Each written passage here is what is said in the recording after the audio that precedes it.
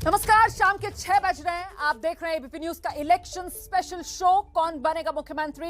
हाजिर हूं मैं रुमाना इसार खान। लौट के चुनाव कैराना पर आया। जी, चुनावी मौसम में कैराना से हिंदुओं के पलायन के मुद्दे की वापसी हो गई है। बीजेपी एक बार फिर से इसी मुद्दे को जोर शोर से उठा रही है। खुद केंद्रीय गृह मंत्री अमित शाह शनिवार को कैराना में थे। इसीलिए इस मुद्दे पर सी वोटर ने एक त्वरित पोल किया है, जिसके नतीजे बताने से पहले आपको बता दें, आज के इस सवालों पर चर्चा करने के लिए हमारे साथ उत्तर प्रदेश के अलग अलग शहरों से हमारे संवाददाता मौजूद हैं। एक एक करके आपका परिचय कराएंगे हम। फिलहाल आप देख सकते हैं हमारे साथ शामली से निधिश्री मौजूद हैं और साथ ही मेरे वरिष्ठ सहयोगी जयपुर से विजय विद्रोही हमारे साथ जुड़ रहे हैं। तो बिना वक्त गवाए सबसे पहले सी वोटर के सर्वे का सबसे पहला सवाल अब हम आपके सामने रखने जा रहे हैं, और ये सवाल पश्चिमी उत्तर प्रदेश के उस कैराना से जुड़ा हुआ है जिसका बाकायदा मॉडल का जिक्र करते हुए बीजेपी इस चुनाव में उस सवाल को आगे बढ़ा रही है। ये सवाल आपके सामने, क्या कैराना पलायन यूपी चुनाव में मुद्दा बनेगा? ये सवाल बेहद महत्वपूर्ण हो जाता है और जवाब के तौर पर देखिए 45% लोगों को लगता है कि हां, कैराना से पलायन का मुद्दा इस चुनाव में बड़ा चुनावी मुद्दा बनेगा। 45% हां में जवाब दे रहे हैं, 27% ना कह रहे हैं और 28% कह रहे हैं पता नहीं। लेकिन सवाल बहुत महत्वपूर्ण है, कैराना पलायन यूपी चुनाव में मुद्दा बनेगा क्या? सीधे आपको लेकर चलते हैं शामली में ही 3 विधानसभा सीटें आती हैं और उन्हीं में एक कैराना विधानसभा सीट भी है। और वहीं से इस वक्त मेरी सहयोगी निधिश्री हमारे साथ मौजूद हैं और जरा जानते हैं निधिश्री से कि कैराना पलायन 45% लोग कह रहे हैं यूपी चुनाव में मुद्दा बनेगा। शामली के लोगों की क्या राय है और इस कैराना पलायन को वो किस रूप में देख रहे हैं? निधि जी बिल्कुल, देखिए ये कहा भी जा रहा था कि बीजेपी इसे बड़ा मुद्दा बना सकती है, लेकिन जो ओपिनियन पोल का सर्वे बता रहा है कि आज की तारीख में कैराना में जो पलायन हुआ वो सबसे बड़ा मुद्दा है, ये ज़्यादातर लोग मानते हैं। और देखिए बीजेपी से तमाम लोग हमारे साथ मौजूद हैं, आम आदमी पार्टी से भी हैं। और सबसे पहले तो आपसे ही सवाल है कि आज की तारीख में कैराना का पलायन सबसे बड़ा मुद्दा है, मानते हैं आप? नहीं, मैं इसको सबसे बड़ा मुद्दा का, मैं इसे सबसे छोटा मुद्दा भी नहीं मानता आज के टाइम में। मेरी समझ से बाहर की चीज़ है। कैराना को लेके इलेक्शन को लड़ना चाह रहे हैं क्या? कैराना का मुद्दा, पलायन का मुद्दा जो पहले से जो एक प्रशासन के लिए एक बहुत छोटी चीज़ होना चाहिए उसको सुलटाने के लिए, अगर कोई समुदाय कहीं परेशान है उसको प्रशासन ने सोल्व कर दिया, तो ये कैराना का मुद्दा दोबारा उठाने से क्या वहाँ हर घर में 300 यूनिट बिजली फ्री मिल जाएगी? वहाँ लोगों के, अगर आप जाके देखें कितने गरीब लोग हैं वहाँ पे जो बीपीएल के नीचे हैं, उनके घर में कनेक्शन कटे पड़े हैं, लाइट नहीं है उनके घर में। तो इससे क्या उस एरिया के आदमी का क्या डेवलपमेंट हो जाएगा? क्या उसके बच्चे को शिक्षा मिल जाएगी इसे मुद्दा उठा के? तो ठीक है, बीजेपी से जानते हैं, बीजेपी का। मैडम, भाई साहब ने तो बहुत इजीली कह दिया कि सारे निमट गए। हमारे 3 व्यापारियों की सरेआम समाजवादी सरकार में हत्या कर दी गई 1 साल पहले। व्यापारियों को कह के और 3 व्यापारियों की हत्या कर दी। जिनके घर जिनकी हत्या होती है उनको पता चलता है। भाई साहब ने तो कह दिया कोई मुद्दा नहीं, पलायन नहीं, जिसके घर बर्बाद हो गए, जिसको कैराना छोड़ के जाना पड़ेगा। बिजली का करेंगे क्या? ये 300 बिजली देने की बात करें। किराना मेन मुद्दा इसलिए है कि 150 परिवार वहां से काम छोड़ के, अपने परिवार छोड़ के जा चुके थे। उनकी सुरक्षा आदरणीय योगी जी ने की है। आज वहाँ का वातावरण बिल्कुल ऐसा लग रहा है कि कोई बात ही नहीं है। बात भी सुन लेते हैं मैडम, 300 यूनिट बिजली की बात करते हैं। दिल्ली के अंदर जो ये 300 यूनिट दे रहे हैं, कोरोना काल में देख लीजिए क्या हुआ। उनके पास पैसे देने को भी नहीं था। 300 यूनिट बिजली कहाँ से देंगे? ये कहाँ से फ्री दे रहे? जनता का ही तो पैसा है, अपनी जेब से फ्री दे देना। केजरीवाल जी अपनी जेब से, अपने डिपॉजिट से पैसा फ्री बांट दे, हम तो तब मानते हैं। समाजवादी सरकार में उन 3 व्यापारी को 1 रुपए तक नहीं दिया गया है। 1 रुपए भी उन 3 व्यापारी को, जिनकी सर चेतावनी दे के मारा गया है कि सुबह को इतने पैसे दे दो नहीं तो सरेआम मारे जाएगा। सरेआम ही मार के चले गए। कोई विपक्ष ने कोई आवाज नहीं उठाई, किसी ने पैसे देने तक, उन परिवारों को कोई पैसे देने तक नहीं रहा है। आज पार्टी केवल पलायन के मुद्दे पे चुनाव नहीं लड़ रही है। भारतीय जनता पार्टी अगर लड़ रही तो विकास के मुद्दे पे चुनाव लड़ रही है। देखिए यही बात बीजेपी के जो यहाँ समर्थक है उनको लगता है कि बीजेपी इस बार सिर्फ पलायन के मुद्दे को नहीं भुनाने की कोशिश कर रही है। बीजेपी ने जो विकास किया है उसको आगे रख रही है। तो ये दलील फिलहाल जो यहाँ समर्थक अलग अलग राजनीतिक दलों की अलग अलग दलीलें सामने आ रही है, लेकिन महत्वपूर्ण ये हो जाता है कि आज जो सी वोटर ने हमारे लिए त्वरित सर्वे किया उसमें सवाल ये कि कैराना पलायन कितना बड़ा यूपी चुनाव में मुद्दा बनेगा। सीधे मुजफ्फरनगर लेकर चलेंगे आपको। मनोज लोहिवाल हमारे साथ मौजूद है। पश्चिमी उत्तर प्रदेश का मुजफ्फरनगर इलाका, जहां पर मुस्लिम आबादी काफी बड़ी तादाद में है। ऐसे में इस इलाके के अंदर मुजफ्फरनगर में मनोज्ञा लोईवाल, कैराना मतलब क्या है? सिर्फ कानून व्यवस्था से जुड़ा हुआ मुद्दा या फिर हिंदू मुसलमान को धार देने वाला मुद्दा? बिल्कुल रोमाना, हमारे साथ जनता है, हर पार्टी की नुमाइंदगी है आज, और पूछेंगे लोगों से ही कि क्या इस बार कैराना का मुद्दा ही सबसे बड़ा पलायन का मुद्दा है या कोई और मुद्दा भी है बीजेपी के पास? भारतीय जनता पार्टी के पास अनेक मुद्दे हैं, लेकिन कैराना का मुद्दा बड़ा मुद्दा है, क्योंकि 2017 से पहले वहाँ से लोग पलायन कर रहे थे। 5 साल के कार्यकाल में माननीय योगी जी की सरकार में लोग आ रहे हैं, कारोबार बढ़ रहा है, सुरक्षा लोग महसूस कर रहे हैं। आप सहमत है इस बात से? समाजवादी पार्टी और बीजेपी की सरकार में ये अंतर आया? चूंकि इनके पास रोटी, कपड़ा, मकान, सुरक्षा, बिजली, पानी, बेरोजगारी पर बोलने के लिए कुछ नहीं है, तो अपने लिए जगह ढूंढते फिर रहे हैं। कहीं कैराना चले गए, कहीं कहीं और चले गए। ये सिर्फ प्रोपागेंडा खड़ा करना चाहते हैं और अपनी कमियों को, अपनी सरकार की असफलता को छुपाना चाहते हैं। तो सफल है इसलिए मुद्दा छुपा रहे हैं? असल में ऐसा है, ये चोर चोर मसूरे भाई हो रहे हैं। इनको ये नहीं पता, इन्होंने हिस्ट्री सीटर चुनाव लड़वा रहे हैं। समाजवादी गठबंधन का जो प्रत्याशी है वो हिस्ट्री सीटर है, सबको पता है कैराना में क्या हो रहा था। कैराना से तो आपके विधायक खुद जेल कस्टडी से चुनाव लड़ रहे हैं। वो एक राजनीतिक घराने के व्यक्ति हैं, उनके पिता सांसद रहे, उनकी माँ सांसद हैं, वो स्वयं विधायक रह चुके हैं। ये विधायक को हिस्ट्री शीटर बता रहे, पॉलिटिकल मुकदमे हैं। इनके अधिकारी जब तानाशाही करते हैं तो वो उस अधिकारी के सामने आम जनता के हित के लिए अड़ के खड़े हो जाते हैं। आरएलडी और समाजवादी पार्टी में सब ठीक है? देखिए, आरएलडी पार्टी और समाजवादी पार्टी में सब कुछ ठीक है, पूरी तरह से ठीक चल रहा है। अगर ये बात नहीं कर रहे हैं, वर्तमान सत्ता बात नहीं करना चाहती किसानों की, वर्तमान सत्ता बात नहीं करना चाहती युवाओं की, ये सत्ता बात नहीं करना चाहती रोजगार की, ये सुरक्षा की बात नहीं करना चाहते हैं। अगर आए हैं, लास्ट में 2016 से शुरुआत की थी इन्होंने कैराना से। मुजफ्फरनगर की बात करते हैं तो 40% से ज्यादा मुसलमान समुदाय से वोटर हैं। क्या सिर्फ मीम, कांग्रेस और बसपा ही है उनके लिए उम्मीदवारी में, या बाकी सब पार्टी भूल गई है? देखिए मैडम, जो आरएलडी का और समाजवादी का गठबंधन हुआ है, ये इसी तरह से फेल होगा जिस तरह से 2015 के अंदर बिहार का गठबंधन फेल हुआ था। जब मुस्लिमों की वोट लेने का नंबर आता है तो गठबंधन हो जाता है, और जब समाजवादी की सरकार बनने का काम होगा ना, जब बीजेपी की सरकार बनने का काम होगा, तो उस वक्त में क्या नाम है, ये आरएलडी जो है वो क्या नाम है, बीजेपी को सपोर्ट करने का काम करेगी। मुस्लिम जितने भी नेता, मैं इनकी बात का जवाब देना चाहता हूँ। देखिए, राष्ट्रीय लोकदल ने पूरी तरह से और समाजवादी गठबंधन ने पूरी तरह से मुसलमानों का जो नकारने की बात कर रहे हैं। मुझे बगल का जिला है शामली जिला, 2 टिकट मुस्लिम समुदाय के हों। बराबर का जिला है मेरठ, 3 टिकट मुस्लिम समुदाय को, 4 टिकट। सहारनपुर में आप देख सकते हैं। आप तो बात कर रहे थे 20%, 30% की, 80:20 चुनाव बना रही है बीजेपी। आपने वो मुद्दा क्यों नहीं उठाया? हमारा उम्मीदवार क्यों नहीं? 80-20 का मुद्दा ही नहीं, हमारे लिए तो 85% है, ये तो 15% में खड़े। भाजपा 80-20 में 15% पर भी नहीं है। ऐसा है कि भारतीय जनता पार्टी सर्व समाज की पार्टी है। हमारे नेता ने कहा था, सबका साथ, सबका विकास, सबका विश्वास। ये लोग एक संप्रदाय की बात करते हैं। ऑक्सीजन के अभाव में दुनिया मर गई और उनके विधायक और उनके नेता कहते हैं ऑक्सीजन के अभाव से तो यही ऑप्शन रह गया। इन्होंने 13 में दंगा करा दिया, अब ये ऑक्सीजन की बात कर रहे हैं। इनकी वजह से इतना हिंदू मुस्लिम हुआ। जो इनके समाजवादी के नेता हैं, जो अब अपने आपको वह मान रहे हैं, हिस्ट्री सीटरों को तो ये टिकट दे रहे हैं, हिंदू मुस्लिम ये कराते हैं, नाम भारतीय जनता पार्टी का लाते हैं। अजी संगीत सोम जो है, संगीत सोम दंगे का आरोपी है। बात ना रोजगार की है, ना जो है बात है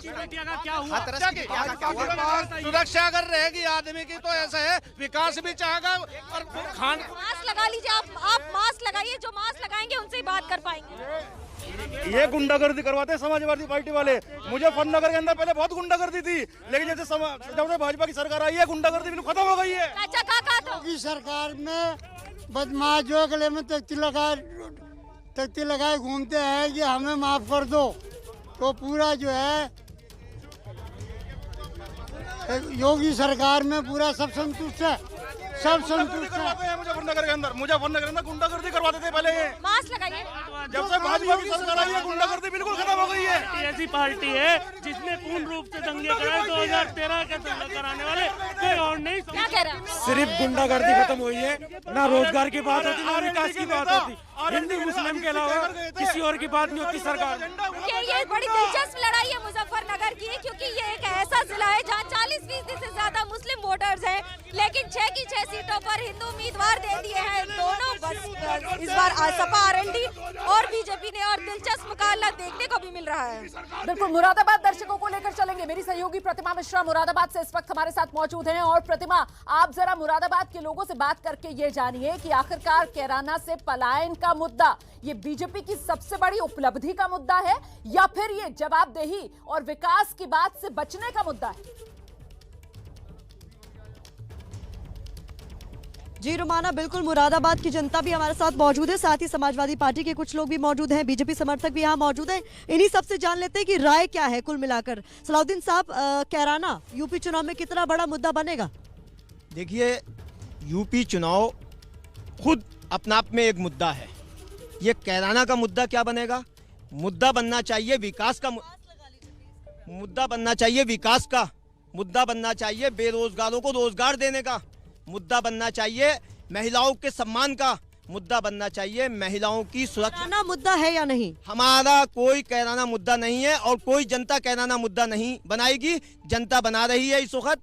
जो 5 साल के अंदर जनता ने झेला है, कोरोना काल झेला है, लोगों को बेड नहीं मिले, लोगों को ऑक्सीजन नहीं मिली, लोगों को दवाइयां नहीं मिली, मुद्दा ये बनेगा। मुद्दा कैराना नहीं बनेगा, मुद्दा ये चीज बनेगी। लोगों की लाशों को किस तरीके से दरिया के किनारे दफनाया गया, दरिया में बहाया गया, मुद्दा ये बनेगा। ये बताइए, कैराना की जहाँ तक बात है, पलायन का मुद्दा, सर्वे ये कहता है कि हाँ, लोग मानते हैं कि ये मुद्दा होगा इस चुनाव में, आप क्या मानते हैं? देखिए, अगर वहाँ पर अगर जुल्म हुआ है तो मुद्दा तो बनेगा। देखिए, जहाँ जहाँ पर किसी के साथ भी जुल्म हुआ है तो वो जुल्म तो बोलता है। तो राजनीति जो है वो इन सब चीज़ों को कैश करती है, तो बिल्कुल यकीनन ये मुद्दा बन सकता है। तो नुकसान सीधा अब नुकसान किसको होगा ये तो आने वाला वक्त बताएगा। ये तो नहीं कहा जा सकता है कि नुकसान किसको होगा, लेकिन मुद्दा बनने की जहाँ तक बात है, मुद्दा बनेगा। लेकिन मेरी एक अपील है कि मुद्दा बनना चाहिए विकास, मुद्दा बनना चाहिए कि हम यहाँ पर यूनिवर्सिटी कायम करेंगे, मेडिकल कॉलेज कायम करेंगे। मैं आध्यात्मिक हूँ, अध्यात्म से मेरा ताल्लुक है, मैं सूफी हूँ। आज तक मैं ये कहना चाहूँगा कि सूफियों का हक खानकाहों के सज्जादों का, गद्दी नशीरों का, दरगाहों के, आस्थानों के, मज़ारों के मानने वालों का हक किसी ने दिया है? आज तक किसी, जितनी वक्फ प्रॉपर्टीज़ हैं उनके ऊपर कब्जा हुआ है, क्या किसी ने वक्फ प्रॉपर्टी खाली करा के वहाँ पर यूनिवर्सिटी बनाई, वहाँ पर मेडिकल कॉलेज बनाया? मुद्दा ये होना चाहिए। विकास की होनी चाहिए। कैराना मुद्दा होगा इस चुनाव में आपके? कैराना कोई मुद्दा नहीं है, मास्क लगाए रखिए। कैराना कोई मुद्दा नहीं है, मुद्दा सिर्फ टाइम विकास है। विकास पे कितना जोर दिया है बीजेपी की पूर्व हुकूमत की सरकार थी, 5 सालों में उन्होंने क्या करा है, कितनी यूनिवर्सिटियाँ बनाई हैं, कितने एम्स कॉलेज बनाए हैं, कितने लोगों को रोज़गार दिया है, क्या ये बीजेपी बता सकती है?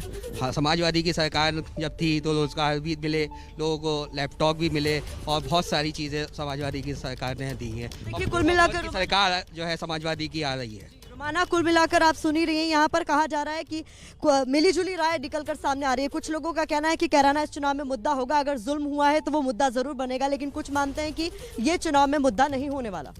बिल्कुल, आगरा लेकर चलेंगे दर्शकों को। मेरे सहयोगी अंकित गुप्ता इस वक्त आगरा से हमारे साथ मौजूद है। और अंकित, आप अपने साथ मौजूद लोगों से ये जानिए कि अगर कैराना मुद्दा बनता है तो मतलब कानून व्यवस्था का मुद्दा बनेगा, तो ऐसे में तो इसका सीधा फायदा बीजेपी को मिलेगा, क्योंकि बीजेपी योगी सरकार में अपनी पीठ थपथपाती है चुस्त दुरुस्त कानून व्यवस्था को लेकर। अंकित,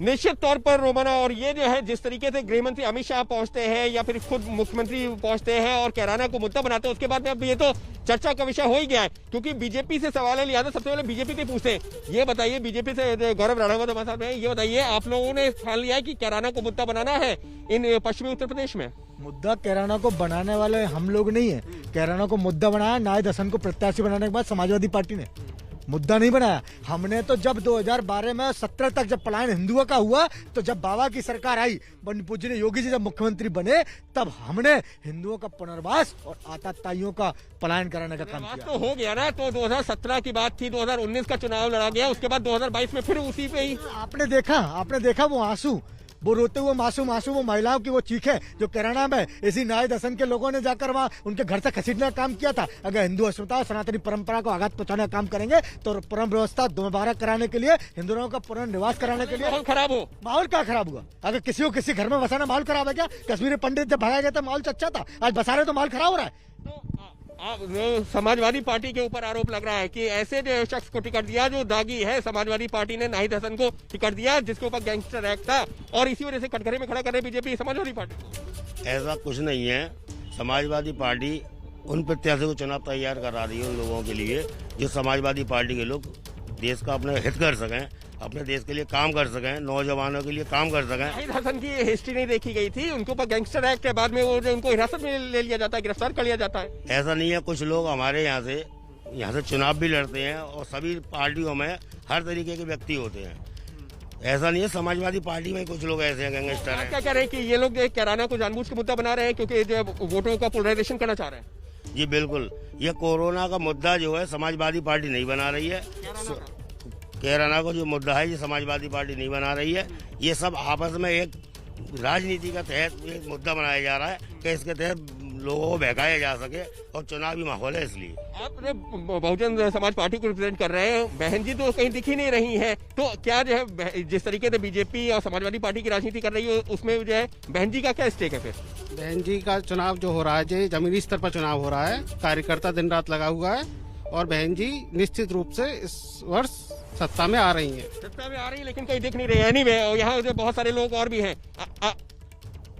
जी फिलहाल देख सकते हैं कि ये जो जितने भी लोग हैं सबकी अपनी अपनी दलीलें हैं, आरोप प्रत्यारोप का सिलसिला जारी है, लेकिन बीजेपी का साफ तौर पर कह रहा है कि मुद्दा आज का नहीं पहले से चला रहा है और योगी सरकार आने के बाद में ये समस्याएं कम हुई हैं, लेकिन आज भी जो लोगों का जो जख्म है उसी को सिर्फ सामने ला रही है बीजेपी। ठीक है अंकित, मैं अपने दोनों एक्सपर्ट्स का रुख करेंगे। पहले अभिज्ञान जी के पास चलते हैं और उनसे समझते हैं कि अगर कैराना पलायन मुद्दा बनेगा, जो कि सर्वे में सामने निकल कर आ रहा है कि 45% लोग कह रहे हैं हाँ ये यूपी चुनाव में मुद्दा बनेगा, तो ये पश्चिमी उत्तर प्रदेश का कैराना है अभिज्ञान, इसका असर कहां तक जाएगा? देखिए, कुछ घटनाएं और बड़ी गंभीरता और अफसोस के साथ कह रहा हूँ ऐसी होती है जिनका जख्म जो है वो पूरी तरह से वक्त के साथ भी नहीं भरता, और जिसने भी उस घटना को करीब से देखा होगा या जिसने भी उस घटना को एनालाइज किया, उस समय जितने भी लोग रहे जिसमें कि स्वाभाविक है कि जर्नलिस्ट शामिल थे, तो उस घटना का प्रभाव क्या था वो सब समझते हैं। इसीलिए ये सर्वे आज ये कह रहा है इतने वक्त बाद भी कि 45% लोग मानते हैं कि उसका असर होगा, लेकिन मैं ये ज़रूर मानता हूँ कि पूरे उत्तर प्रदेश से स्वाभाविक है कहीं ज़्यादा जिस इलाके की ये घटना है वहाँ पर असर होगा, और पश्चिमी उत्तर प्रदेश जो है उसका इतिहास पोलराइजेशन पॉलिटिक्स के लिए, ध्रुवीकरण की जो राजनीति है उसके लिए वो जाना जाता है, तो इसलिए ये 45% लोग ऐसा मान रहे हैं। लेकिन साथ में आप ये भी देख लीजिए कि 27% नहीं कह रहे और 28% को पता नहीं है, तो आधे से ज़्यादा प्रतिशत वो भी है। लेकिन जैसा मैंने कहा कि दुखद होती हैं कुछ ऐसी घटनाएं जिनके जख्म पूरी तरह से वक्त के साथ नहीं भर पाते, और कैराना उस इलाके की उन एक घटनाओं में से। बिल्कुल, और लोगों के जहन में कहीं ना कहीं वो नक्श हो जाती हैं जो बात यहाँ पर सामने निकल कर आ रही है। लेकिन जो मैंने सवाल पूछा था कि साहब क्या ये यूपी चुनाव का मूड सेट कर देगा, क्योंकि इसी पश्चिमी उत्तर प्रदेश से चुनाव की शुरुआत होने वाली है, कैराना पश्चिमी उत्तर प्रदेश में। विजय विद्रोही, आपसे समझना चाहती हूँ कि क्या ये पूरे यूपी चुनाव का मूड सेट करेगा कैराना मॉडल, और क्या ये कैराना मॉडल समाजवादी पार्टी ने जिस तरीके से नाहिद हसन को उम्मीदवार बनाया उसी के बाद दोबारा जिंदा हुआ?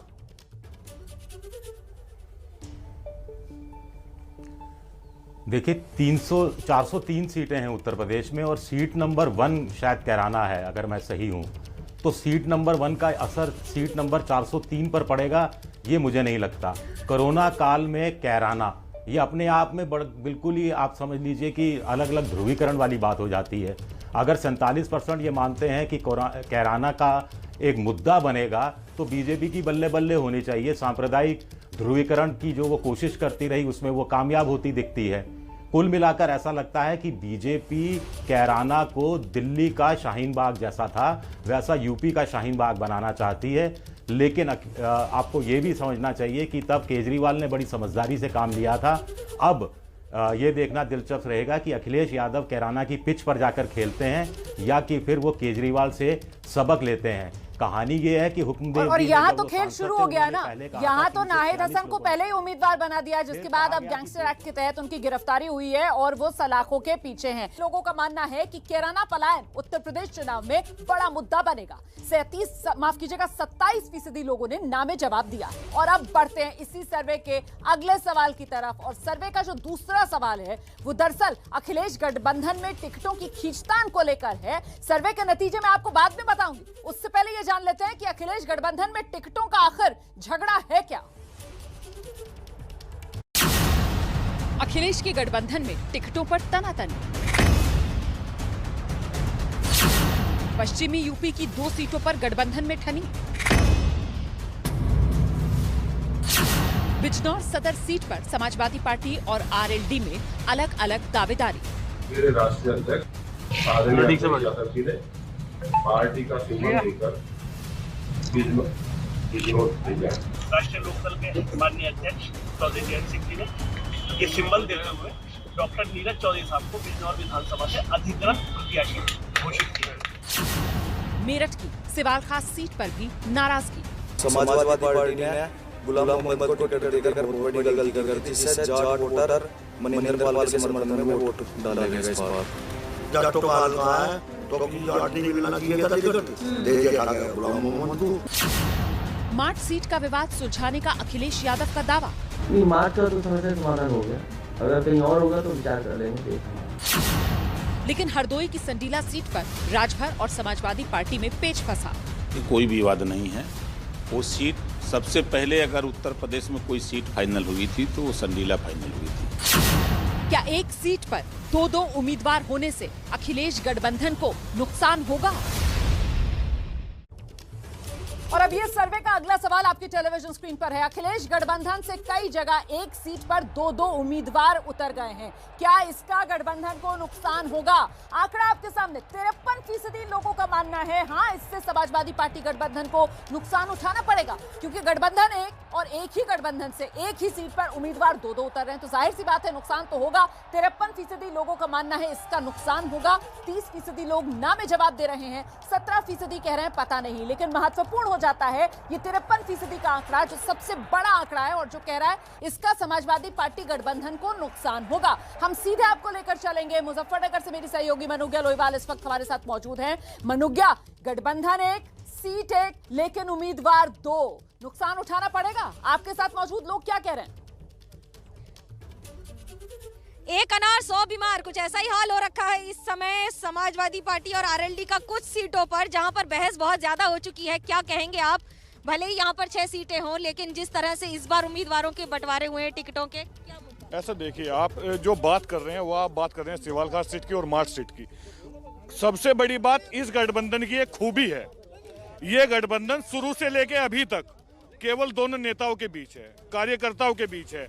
सभी जितना लोकदल और समाजवादी का एक एक कार्यकर्ता है उनके बीच का गठबंधन है। उम्मीदवार एक साथ दोनों हरी टोपी और लाल टोपी अलग अलग क्यों जाकर उम्मीदवारी अपनी कायम कर देते हैं? कोई अलग अलग उम्मीदवारी नहीं है। इस बार समाजवादी गठबंधन, लोकदल गठबंधन और जो भी दलों का गठबंधन हुआ है, एक मुट्ठी की तरह एक साथ इकट्ठे खड़े हुए हैं।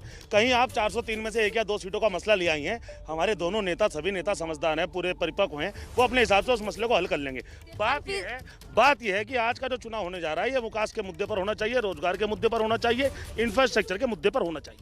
53% लोग कह रहे हैं कि गठबंधन को इससे नुकसान होगा, क्योंकि दोनों रंग की टोपी एक साथ मिल नहीं रही। आप इन दोनों भाइयों से पूछ लो, अखिलेश यादव मुख्यमंत्री, जयंत चौधरी मुख्यमंत्री, उनसे भी पूछना भी पता लग जाएगा।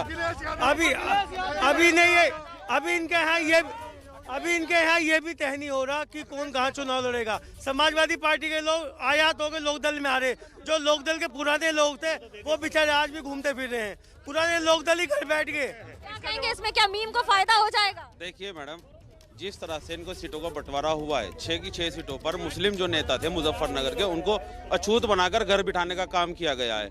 आप ये देखिए कि मुजफ्फरनगर के 4 सिंबल जो है वो आरएलडी के पास चले गए, 5 सिंबल।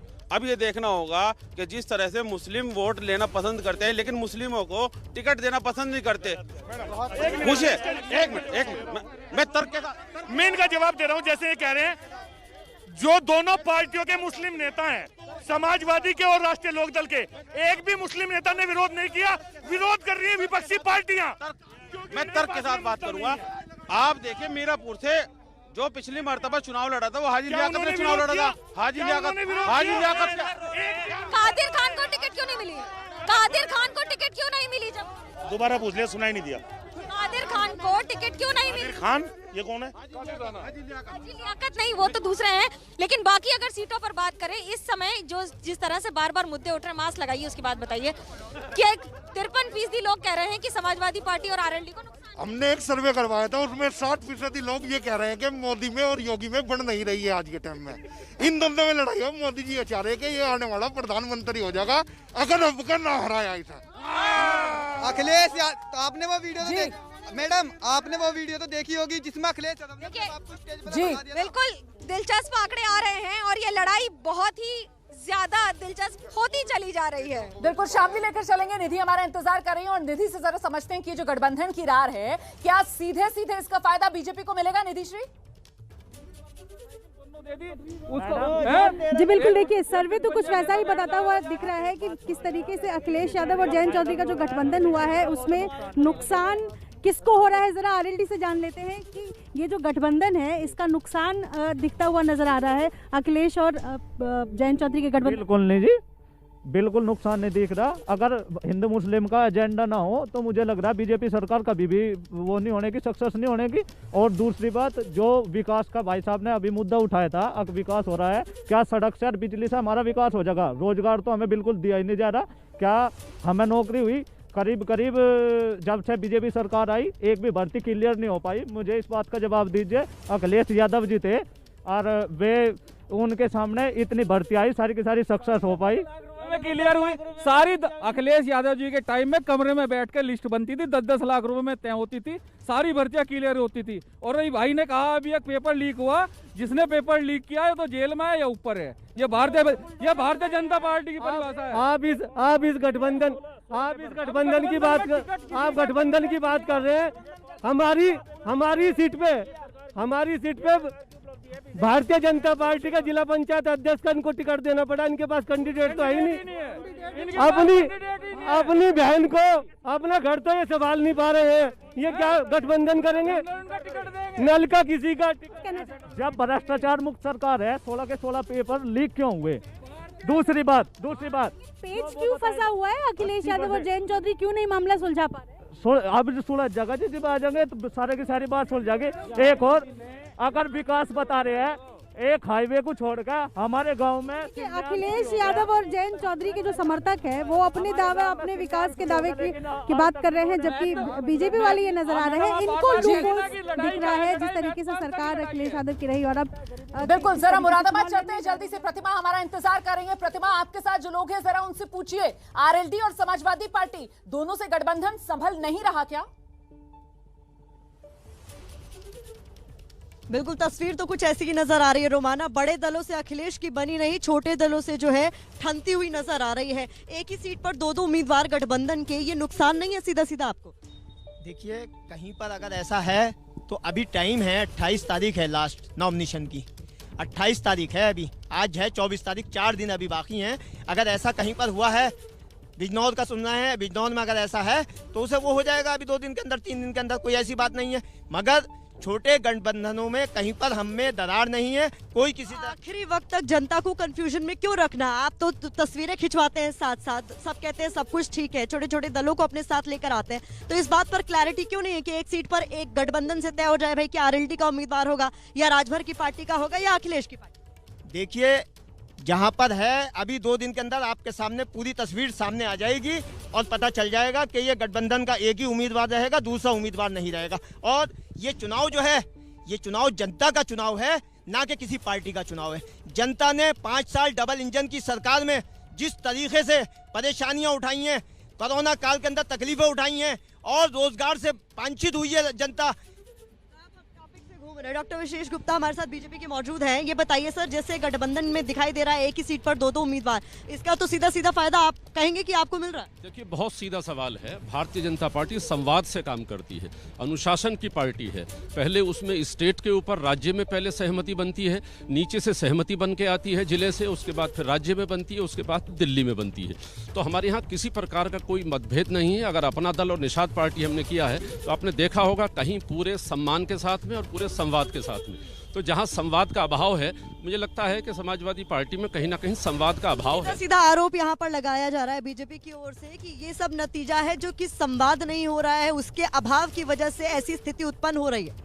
बिल्कुल, अंकित गुप्ता के पास चलेंगे, आगरा से हमारे साथ मौजूद है। अंकित, ये टिकटों उम्मीदवारों पर खींचतान समाजवादी पार्टी गठबंधन को नुकसान पहुंचाएगा, ऐसा कहना है करीब 53% लोगों का। आपके साथ जो लोग मौजूद हैं उनकी क्या राय है? बिल्कुल रोमाना, और समाजवादी पार्टी के कुछ प्रतिनिधि हैं, उनसे बात कर लेते हैं कि आखिर अगर गठबंधन किया गया है तो समझौता क्यों नहीं हो पा रहा है, क्यों ये असमंजस की स्थिति है। ये बताइए कि 53% लोग कह रहे हैं कि जो आप लोगों के आप लोगों ने गठबंधन किया है और जो आपसी खींचतान चल रही है उससे नुकसान होगा ना? देखिए, ऐसी कहीं कोई खींचतान नहीं चल रही है, और जहाँ पे भी है बहुत सोच समझ के गठबंधन किया गया है शीर्ष नेतृत्व के द्वारा। और अगर कहीं कोई विवाद की स्थिति बन रही है तो इसका निस्तारण शीर्ष नेतृत्व आराम से कर लेगा। तो अगर जो है समाजवादी पार्टी का भी उम्मीदवार उतरेगा, गठबंधन का भी उतरेगा, इसका मतलब तो सब कुछ ठीक नहीं है, फिर क्या बातचीत हुई? नहीं, ऐसी बात नहीं है। जहाँ गठबंधन है, गठबंधन में जिसके हिस्से में जिस विधानसभा की सीट जिस गठबंधन में जिस प्रत्याशी के पास जा रही है वो उसी को ही मिलेगी। ऐसा दो उम्मीदवार क्यों उतर रहे हैं? गठबंधन का भी उतर रहा है, समाजवादी पार्टी का भी उतर रहा है। हमारे यहाँ कोई गठबंधन का दूसरा प्रत्याशी नहीं है, सिंगल प्रत्याशी है। और क्या तो है, लेकिन प्रदेश भर में कई जगह पर हो रहा है। नहीं, ऐसा कहीं नहीं है। ये तो सब अफवाह उड़ाने वाले विपक्षी लोगों की चाल है। विपक्षी लोगों की चाल है इसमें भी। विपक्षी आप लोग ऐसी चाल चल रहे हैं कि समाजवादी पार्टी का भी उम्मीदवार उतरवा रहे हैं और गठबंधन का भी। चाल चलने की आवश्यकता नहीं। उत्तर प्रदेश की सम्मानित जनता देख रही है क्या अखिलेश यादव ने गठबंधन उनसे किया है, और स्वर्गीय अजीत सिंह के बेटे ने गठबंधन उनसे किया। अजीत सिंह जी ने मंच पर कहा था कि जिस गाड़ी पर सपा का झंडा समझो उसमें गुंडा, तो गुंडों के अंदर हाथ मिला के, गुंडों से हाथ मिला के गठबंधन करते हैं। मैं बता रहा हूँ ना, गुंडों से बताइए नुकसान होगा क्या ये जो आपसी खींचतान चल रही समाजवादी पार्टी की है? क्योंकि आप बीजेपी को जी रोमाना, अगर हम बात करते हैं बीजेपी की, तो बीजेपी के लोग कह रहे हैं कि इनके बीच में जो खींचतान चल रही है वही दिखा रहा है कि इनका गठबंधन सफल नहीं है। वही सपा कह रही है। दोनों एक्सपर्ट्स का रुख कर लेती हूँ। मुझे लगता है अभिज्ञान जी के पास हम चलते हैं। पहले अभिज्ञान जी, ये जातियों को साधने के चक्कर में जातियों में उलझता हुआ नजर आ रहा है क्या गठबंधन समाजवादी पार्टी का? बहुत इंपॉर्टेंट पॉइंट है ये रोमाना। मैंने बहुत, अगर आपको याद हो, हम लोग लगातार प्रोग्रामिंग कर रहे हैं साथ में ओपिनियन पोल की। याद है मैंने आपसे कहा था कि अखिलेश यादव की चुनौती होगी, चैलेंज होगा उनका। अच्छा किया है कि उन्होंने छोटी पार्टी के गठबंधनों का प्रयोग किया है, लेकिन उनका प्रॉपर ऑर्गेनाइज्ड सही तरीके से जो सीट का डिस्ट्रीब्यूशन है वो बहुत बड़ी उनकी चुनौती होगी। और इस तरह की स्थिति अखिलेश यादव को एम्बैरेस करेगी, उनको शर्मसार करेगी कि अगर दो उम्मीदवार एक ही तरफ से नजर आएंगे। बिल्कुल सही कह रहे हैं सर आप, और वो होता हुआ नजर आ रहा है। सीट एक, उम्मीदवार दो, वो भी एक ही गठबंधन की तरफ से। विजय विद्रोही मतलब हाथ मिला लिया और दिल मिल नहीं रहे हैं, यही संदेश जाएगा चुनाव में? बिल्कुल आप सही कह रही हैं। अगर नाम वापसी की तिथि के बाद भी स्थिति यही रहती है तो बिल्कुल आप जो कह रही हैं वही होगा। और सबसे बड़ी बात है कि सिर्फ इस सीट पर असर नहीं होगा, आसपास की सीटों पर भी असर होता है, पहली चीज़। दूसरा, वोट ट्रांसफ़र में दिक्कत आती है। तीसरा, खटास बढ़ती है तो चीज़ें और ज़्यादा बिगड़ती हैं। और चौथी बात है कि आमतौर पर सभी जाति के उम्मीदवार सोचते हैं कि जैसे मान लीजिए मुसलमान जीत गया तो जाट सोचेंगे फिर ये सीट ना मुस्लिम सीट हो जाएगी। अगर जाट जीत गया तो मुसलमान सोचते हैं ये सीट जाट सीट हो जाएगी। इसलिए भी ये सारी महत्वाकांक्षाएं होती हैं। और पेपर सर, इसीलिए मैंने कहा था कि जातियों को साधने के चक्कर में फिलहाल जाति के गणित में उलझता हुआ समाजवादी पार्टी गठबंधन नजर आ रहा है। बहुत बहुत धन्यवाद आप सभी का मेरे साथ बने रहने के लिए।